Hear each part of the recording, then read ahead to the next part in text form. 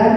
Jadi hari ini saya akan berbagi praktik baik dari kegiatan penerapan 7 jurus BK hebat.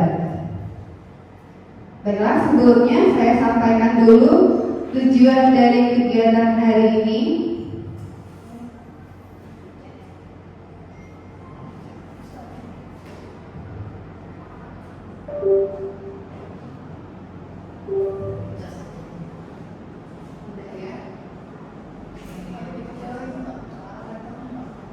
Oke, tujuan dari 7 jurus BK hebat ini nantinya diharapkan dapat meningkatkan kompetensi guru, baik guru bimbingan dan konseling maupun non-guru bimbingan dan konseling, untuk membina karakter positif dan mengembangkan potensi murid, baik itu di bidang pribadi, belajar, karir maupun sosialnya. Dan hal ini dilakukan untuk menciptakan suasana sekolah yang nyaman, aman, dan menyenangkan sesuai dengan tujuannya dari Menteri Pendidikan kita.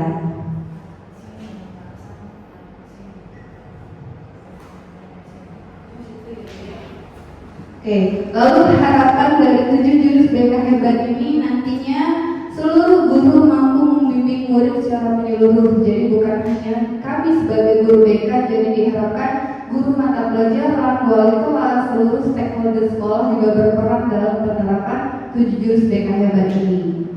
Dan nantinya selain itu siswa bermasalah maupun yang tidak juga mampu kita terapkan 7 jurus BK hebat ini dengan tujuan untuk membentuk generasi yang unggul secara akademis, kuat dan berkarakter sehat secara mental dan emosional. Dalam tujuannya itu menciptakan lingkungan sekolah aman dan juga menyenangkan.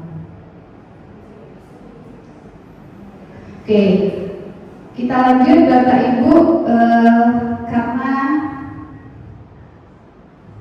istilahnya itu tak kenal maka tak sayang. Jadi kita perkenalan dulu apa saja sih itu 7 jurus BK hebat.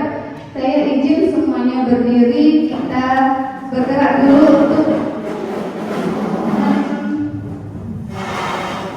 mengikuti dari 7 jurus BK hebat ini ya.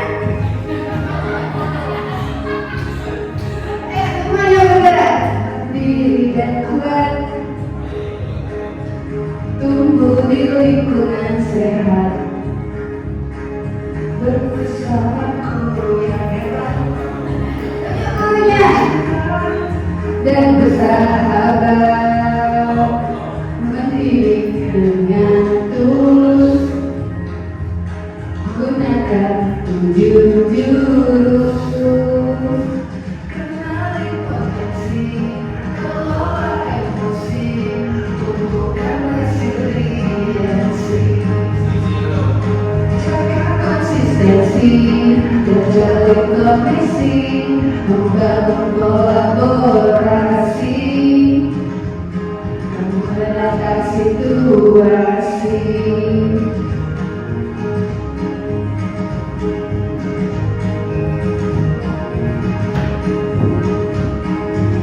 Sekolah aman dan nyaman,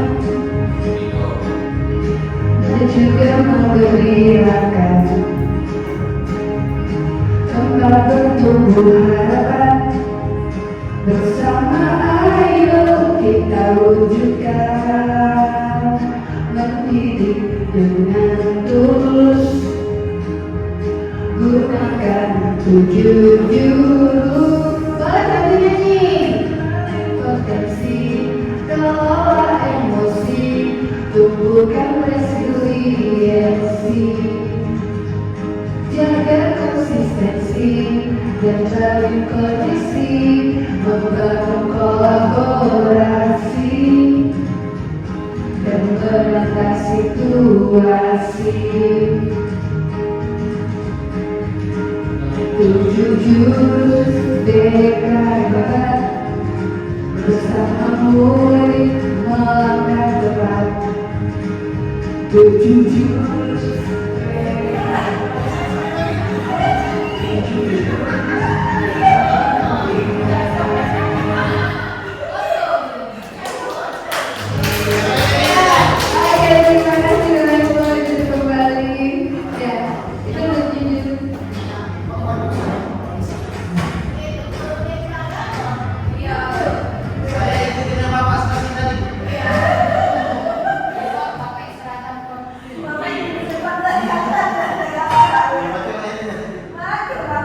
Ya, ini 7 jurus BK hebatnya Bapak Ibu.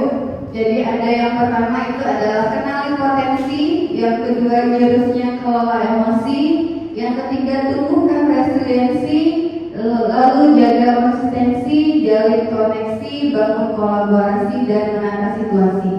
Jurus 1, 2, 3, 4, 5 itu aspeknya adalah siswa. Ini adalah sasaran kami adalah siswa. Sedangkan jurus 6, 7 itu adalah aspeknya sekolah. Jadi kami nantinya untuk bangun kolaborasi dan menata situasi itu adalah tugas dari sekolah.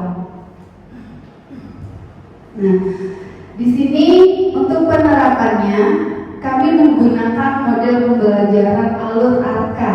Yang pertama itu ada aktivitas, di mana tahapan ini dimulai dengan kegiatan yang memancing rasa ingin tahu murid dengan melibatkan secara langsung seperti bermain peran, diskusi kelompok, atau mengerjakan asesmen awal. Lalu refleksi, di mana murid merefleksikan dari aktivitas yang telah dilakukan. Lalu konseptual, setelah murid melakukan aktivitas dan refleksi, saatnya guru menjelaskan apa itu materi yang kita pelajari hari itu. Lalu setelahnya nanti ada kegiatan aplikasi, di mana murid mengaplikasikan atau menerapkan dari apa yang sudah dipelajari meliputi konsep itu dan direncanakan untuk langkah selanjutnya. Alur ARKA ini bisa diterapkan oleh seluruh guru mata pelajaran. Jadi bukan cuma kami guru BK. Dalam pembelajaran pun seluruh guru juga bisa menerapkan dari aktivitas, refleksi, konsep, dan aplikasi ini. Lalu dari 7 jurus itu, kami guru BK diminta untuk menerapkan 2 jurus yang ada. Dan di sini saya memilih jurus 1 dan jurus 3, yaitu kenali potensi dan tumbuhkan resiliensi. Di sini kenali potensi yang pertama. Adapun alasan saya kenapa memilih jurus pertama itu nantinya saya harapkan seluruh murid mampu memahami dirinya secara utuh, di mana potensi ini sangat beragam di murid kita ya. Seperti gunung es yang hanya terlihat di permukaan tapi kita tidak tahu dalamnya potensi murid tersebut. Di sini tugas kami guru BK untuk menggali apa saja potensi-potensi yang ada dalam diri murid.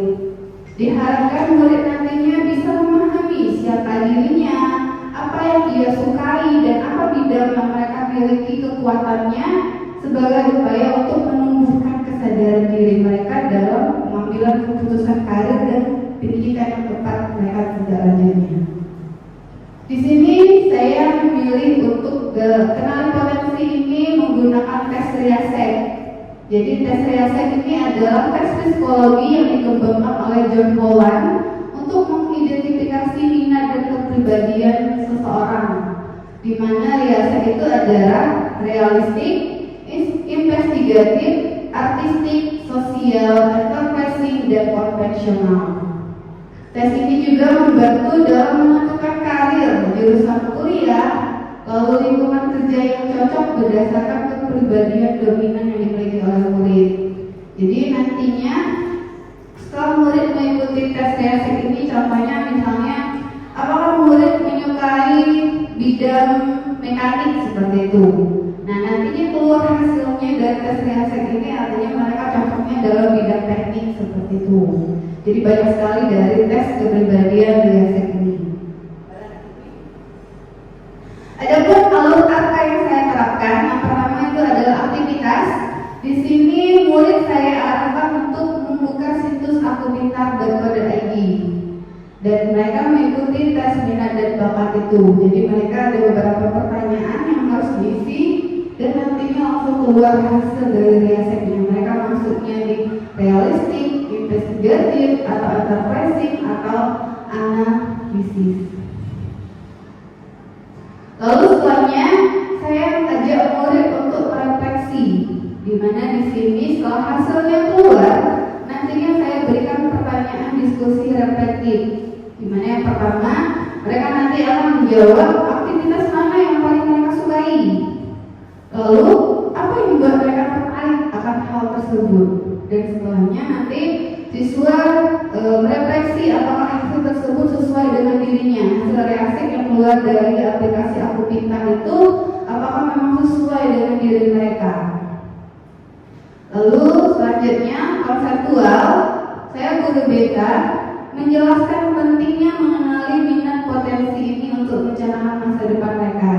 Karena ini adalah sasaran saya kelas 10, maka saya mengkaitkan untuk mereka ekskul itu bisa dikaitkan untuk mereka tidak lanjutnya ke depan, dan juga untuk mereka jurusan kuliah setelah tamat SMA. Nah, lalu aplikasi yang sudah saya sampaikan tadi ini kaitannya untuk ekstrakurikuler dan juga minat karir mereka ke depannya, maka saya memberikan pertanyaan pemandu di mana hasil reaksinya apa saja. Mereka akan mengisi beberapa pertanyaan. Lalu aktivitas apa yang mereka sukai dari kegiatan hari itu, hal baru apa yang mereka pelajari tentang dirinya, lalu bagaimana mereka akan mengembangkan potensi mereka di masa yang akan datang, dan selanjutnya nanti mereka berpikir siapa yang mendukung dirinya dalam mengembangkan minat bakatnya ini. Seperti itu. Lalu yang kedua, saya pilih jurus tumbuhkan resistensi, jurus yang ketiga. Ya. Adapun alasan kenapa saya memilih jurus yang ketiga ini adalah yang pertama, berdasarkan data rekap kehadiran keterlambatan, banyak murid diantaranya itu kelas 10, rata-rata 5-7 siswa per kelas itu datang terlambat tiap minggunya. Lalu juga beberapa siswa itu cenderung terlambat masuk kelas istirahat, setelah istirahat atau pergantian jam, itu terutama di jam pelajaran yang mereka anggap sulit. Lalu yang kedua alasannya adalah rekap data wali kelas dan observasi guru mapel mengindikasi adanya siswa yang kurang tampak mudah menyerah ketika menghadapi tugas yang sulit, serta menunjukkan kecemasan berlebihan terhadap hasil ujian. Lalu alasan yang ketiga, hasil asesmen akan kebutuhan layanan BK menunjukkan bahwa siswa membutuhkan bimbingan untuk menumbuhkan ketangguhan atau resiliensi ini agar mampu bertahan, beradaptasi dan bangkit kembali dari kegagalan atau tekanan akademik. Lalu ini yang paling banyak terjadi di antara siswa kita, di mana 5-7 murid laki-laki itu rata-rata membolos sekolah karena alasannya itu takut dimarahi karena rambutnya panjang. Artinya di sini menunjukkan daya tangguhnya murid kita itu sangat rendah, di mana mereka sudah mengambil keputusan sendiri karena alasannya dibuat-buat seperti itu. Ini aktivitas yang mereka lakukan. Saya menyuruh murid untuk membuat menara dari kartu Uno yang saya berikan, di mana tujuannya itu untuk menstimulasi pengalaman langsung tentang ketekunan, kegagalan, kerjasama, dan cara berpikir menghadapi tantangan. Ini video.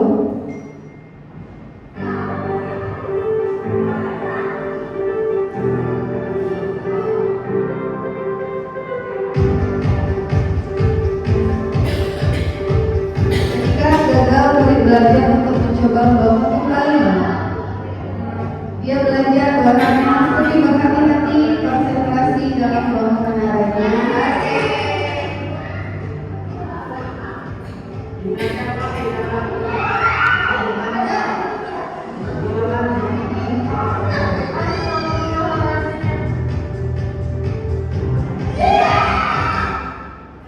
Di sini aktivitasnya itu menstimulasi murid untuk belajar langsung bagaimana ketika mereka merasakan kegagalan, membangun kerjasama, lalu berpikir bagaimana menghadapi tantangan itu. Lalu setelahnya, termasuk dalam aktivitas juga. Aktivitas ini saya suruh murid untuk menguji menaranya ibarat tantangan dalam kehidupan nyata. Dan ketika menara itu jatuh, bagaimana murid untuk membangun kembali. Jadi menara yang sudah dibangun diuji kembali oleh temannya.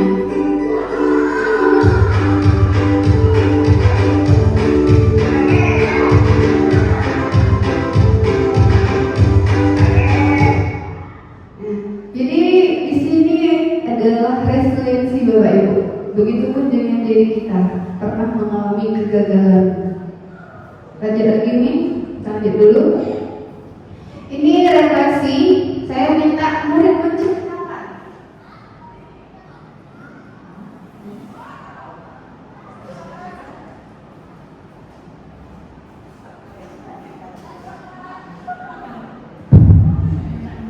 Di sini saya minta murid untuk berefleksi. Ada pertanyaan, yaitu yang pertama, ketika menara kalian goyah atau bahkan roboh dari kegiatan aktivitas yang sudah dilakukan, bagaimana perasaan kalian? Dan apa reaksi pertama yang muncul dalam diri atau kelompok? Lalu ceritakan bagaimana emosi itu mempengaruhi langkah kalian selanjutnya. Nah, di play. Saya itu merasa sangat sedih karena usaha yang telah saya lakukan selama itu belum mendapatkan hasil yang sesuai dalam pekerjaan masa dan lain sebagainya. Mungkin di sini Bapak Ibu mau memberikan ceritanya gitu, merefleksikan. Pernahkah Bapak Ibu di posisi menara atau usaha yang sudah Bapak Ibu bangun ternyata goyah ataupun roboh? Bagaimana perasaan Bapak Ibu ketika hal itu terjadi?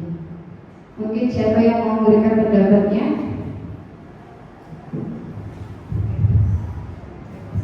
Boleh, Pak Rudi? Boleh. Dalam kehidupan nyata, pernahkah Bapak Ibu merasa menara dalam diri Bapak Ibu itu roboh gitu? Iya, runtuh gitu. Entah dalam kehidupan kita pernah merasakan di posisi kehidupan itu kayaknya itu ada tantangan yang terjadi gitu, sehingga kalian merasakan menyerah mungkin atau bahkan sedih ketika itu roboh.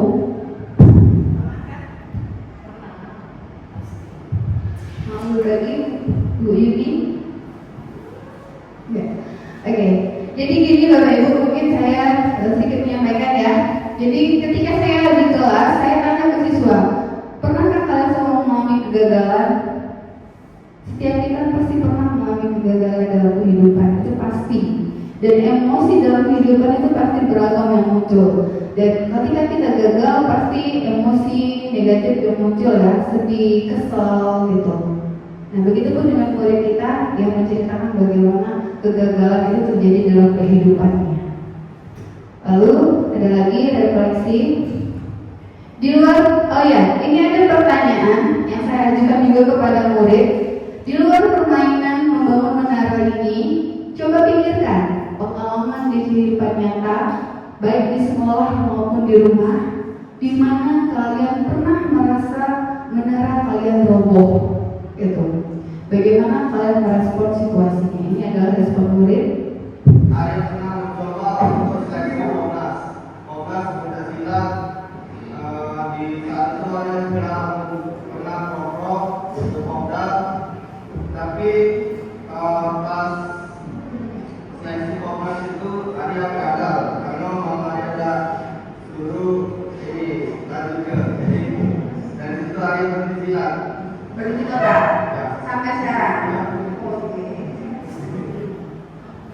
Ini posisi muridnya yang merasa kehidupan nyatanya menaranya pernah roboh gitu. Ternyata ia menyerah karena alasannya orang tuanya tidak mengizinkan. Oke. Lalu selanjutnya adalah konseptual, di mana saya menjelaskan apa itu resiliensi.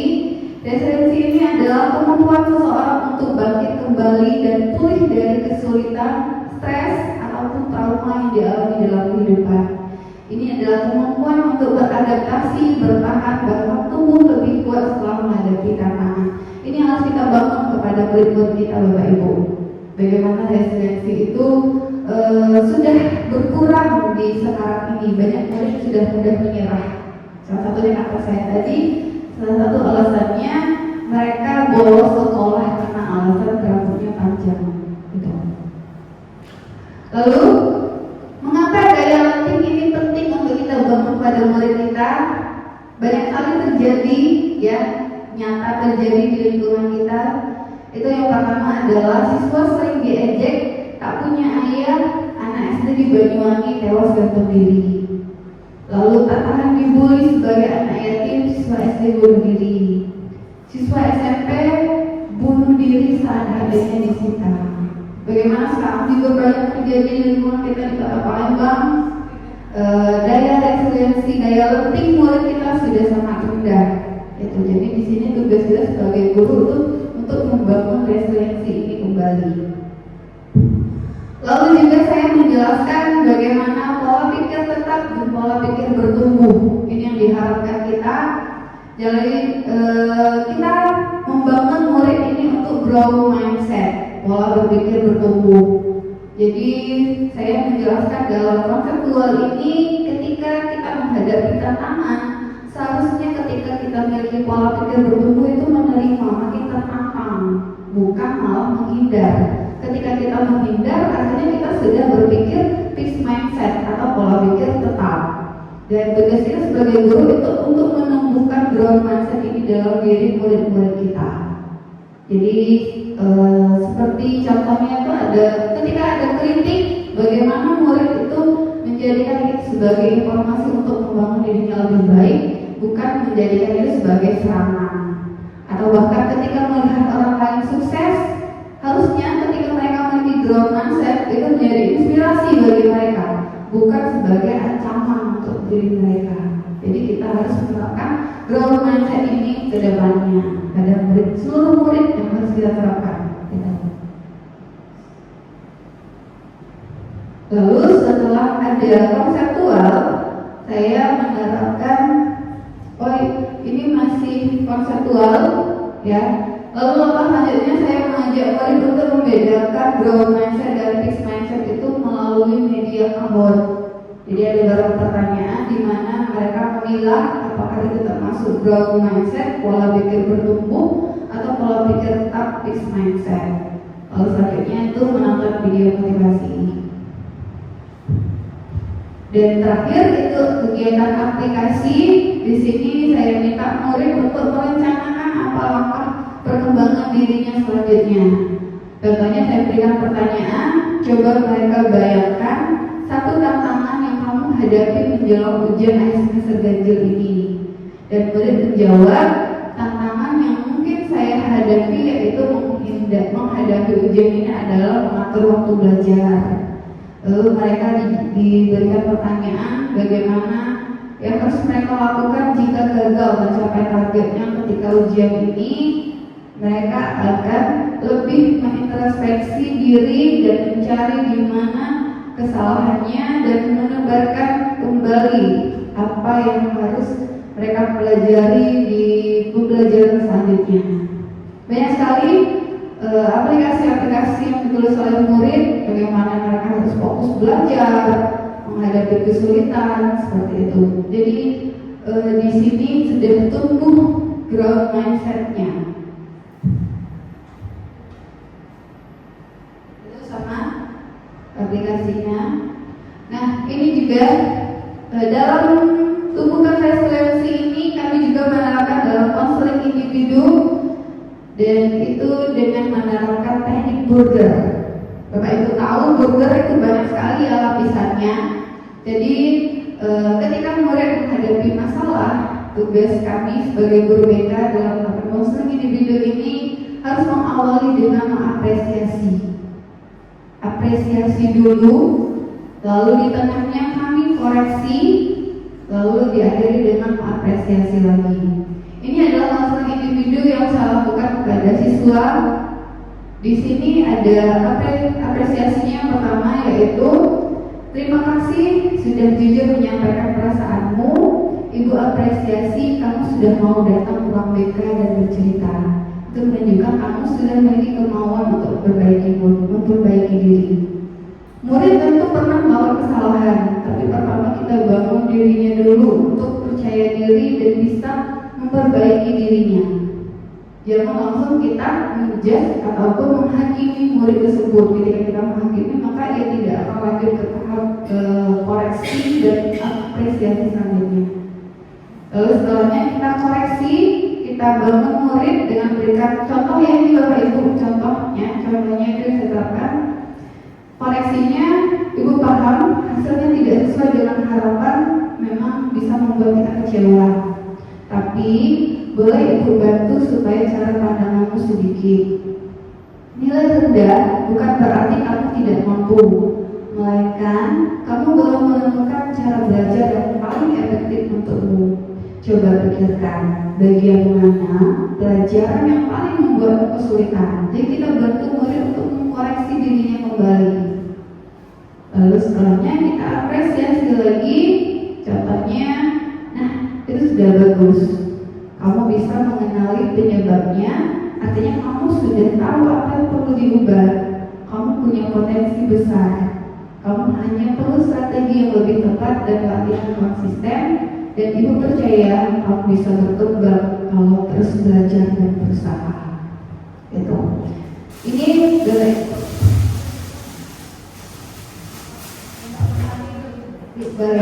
bagi satu-satu. Boleh ini dibagi satu-satu Bapak?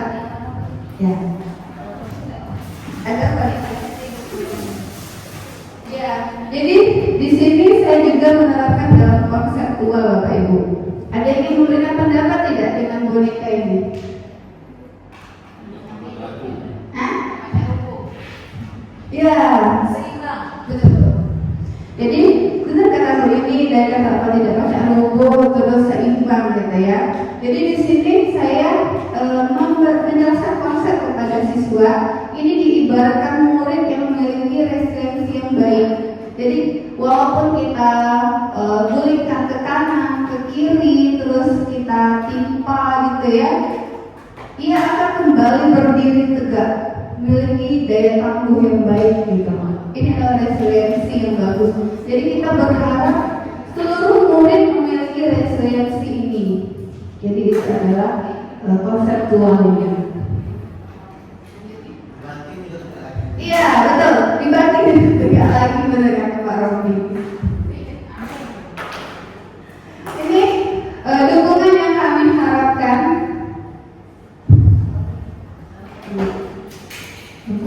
Oke, ini adalah dukungan yang kami harapkan sebagai guru BK kepada Bapak Ibu semua. Dalam jurus kenali potensi ini diharapkan ada kolaborasi dengan pengumpulan data murid. Jadi melalui Bapak Ibu guru mata pelajaran, wali kelas, kami mengetahui apa saja karakter-karakter yang ada di murid ketika melakukan pembelajaran. Lalu juga memberikan umpan balik yang positif, menciptakan lingkungan yang mendukung pengembangan diri murid dan mengintegrasikan hasil identifikasi potensi dalam pembelajarannya. Karena tadi setiap murid itu memiliki potensi minat bakat yang berbeda-beda. Jadi harapan saya ketika dalam pembelajaran Bapak Ibu pun menetapkan sesuai dengan bakat minat murid itu. Lalu dukungan dalam jurus pembukaan resiliensi ini kami berharap mendapatkan dukungan emosional juga dari Bapak Ibu semua. Rekan sejawat diharapkan dapat memberikan dukungan moral dan empati saat menghadapi tantangan, seperti mendengarkan murid tanpa menghakimi, memberi mereka semangat, serta saling menguatkan dalam situasi sulit di sekolah. Lalu juga harapan kami terciptanya dengan kerja yang saling mendukung dan inspiratif, dukungan kolaborasi, umpan balik konstruktif, dan menciptakan iklim positif yang ada di sekolah. Itu. Nah, sebelum saya tutup Bapak Ibu, saya boleh minta refleksi dari Bapak Ibu semua. Apa saja yang Bapak Ibu dapatkan dari kegiatan praktik baik saya hari ini, dan juga mungkin bisa Bapak Ibu berikan saran kepada saya apa yang harus saya perbaiki untuk kegiatan seperti ini. Boleh mohon bantuannya Bapak Ibu untuk mengisi lembar yang sudah saya sediakan.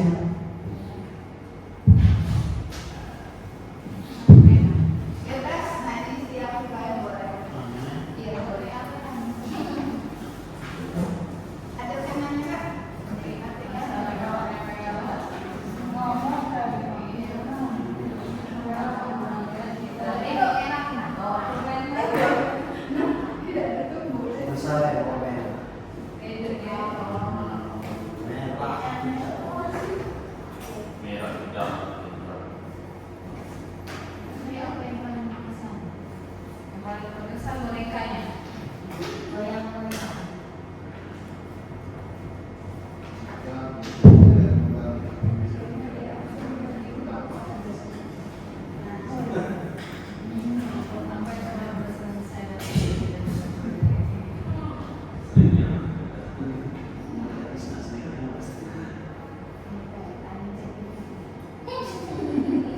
Tidak sederhana saya kayak kita bukan PPT tadi kayak tidak jadi ini apa itu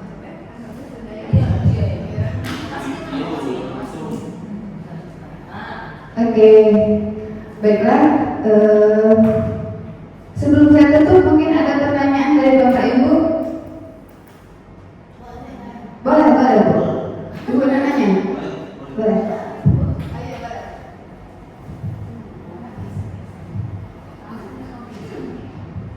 Baiklah, terima kasih kepada Ibu Rahma yang hari ini telah memberikan banyak informasi mengenai trik ya, dan juga hal-hal praktik baik tentang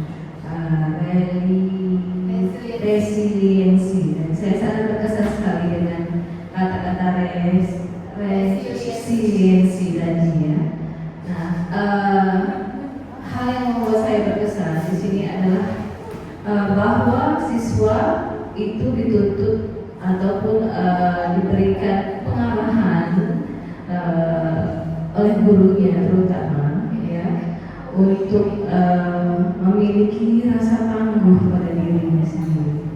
Karena kita seperti kita ketahui di zaman sekarang ini bahwa anak-anak di era zaman now itu untuk punya rasa tangguh di dirinya itu tidak semuanya, rata-rata mungkin kalau kita perbandingkan mungkin sekitar 9:1 seperti itu. Nah, jadi kalau ini diterapkan di sekolah, terutama untuk siswa, mungkin kedepannya anak-anak dan generasi selanjutnya itu akan memiliki semangat yang kuat dan juga growth mindset yang baik untuk ke depan dan masa depan mereka. Dan ini membuat masa depan Indonesia terutama dan pendidikan Indonesia semakin berkembang dan semakin tumbuh. Nah, amin ya, seperti itu. Nah, ini perlu kita terapkan ke individual setiap siswa yang ada di sekolah agar ke depannya pendidikan di Indonesia ini semakin baik. Terima kasih Ibu Rahma. Terima kasih Bu Yuni. Mungkin ini sebagai saran ya, sebagai masukan gitu bagi kami dan bagi kita seluruh guru SMA Negeri 12 Palembang, harapannya bisa menerapkan dari ketujuh jurus BK hebat ini. Mungkin ada lagi? Oh iya.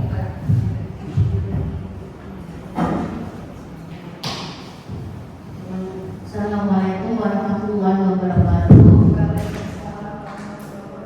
Ya, terima kasih kesempatan yang diberikan pada saya. Tadi ada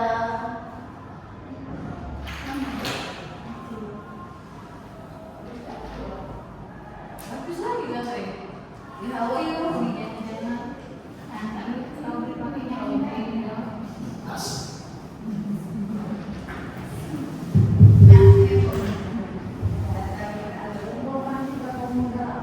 ada penjelasan tentang bullying, Bu ya. Nah, bagaimana misalnya pewayangan anak saya itu ada yang kena bully. Nah, apa yang harus saya lakukan? Misalnya dia cerita atau saya melihat, apakah saya langsung ke BK atau bagaimana itu? Ya, oke. Terima kasih Bu Diana. Jadi ini sebenarnya terkait dengan jurus yang ke berapa ya? Jalin kolaborasi. Ya, bangun kolaborasi. Itu di jurus yang ke-6 ya. Dimana di sini sebenarnya kami ada beberapa indikator ya Bu ya, yang harusnya itu bisa ditangani oleh cukup guru mata pelajaran, guru BK dan juga di kesiswaan. Nah, untuk masalah yang pertama Bu, kita lihat dulu bullying itu. Bullying itu termasuk dalam kategori ringan, sedang atau berat, gitu. Nah, baru saya tahu Bu, ini masalahnya itu sudah ke misalnya sampai ke cukup di verbal saja atau sudah sampai ke sosial sosial, mungkin juga sampai ke mental anaknya sudah terganggu, sudah ke fisik gitu. Oke, berarti ada cedera atau luka yang terjadi di korban gitu. Oke, kalau misalnya memang itu sudah sampai ke fisik, Bu, bisa kita bangun kolaborasi dengan kami guru BK. Jadi nanti kita panggil kedua belah pihak, baik korban maupun pelaku, kita selesaikan masalahnya gitu. Oke, cukup. Oke, terima kasih Bu Diana. Ya, oke. Mungkin ada lagi Bapak Ibu yang lain? Cukup? Oh, oke, Oke, silakan.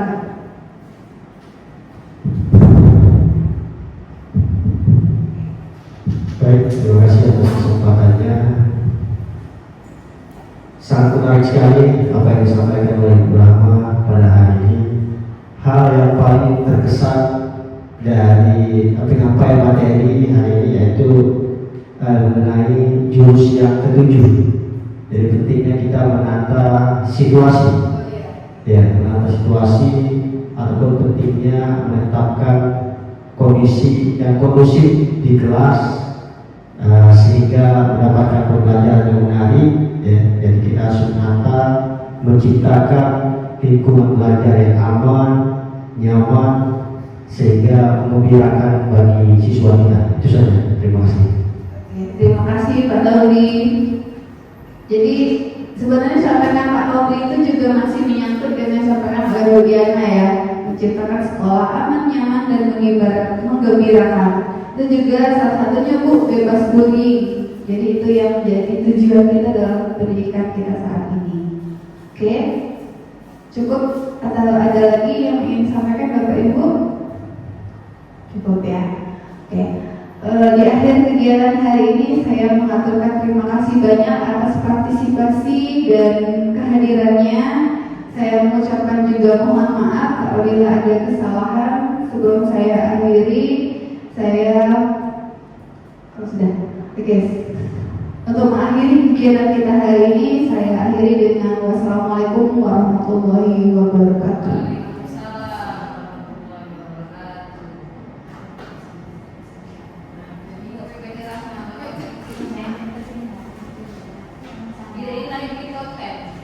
Apa yang ada di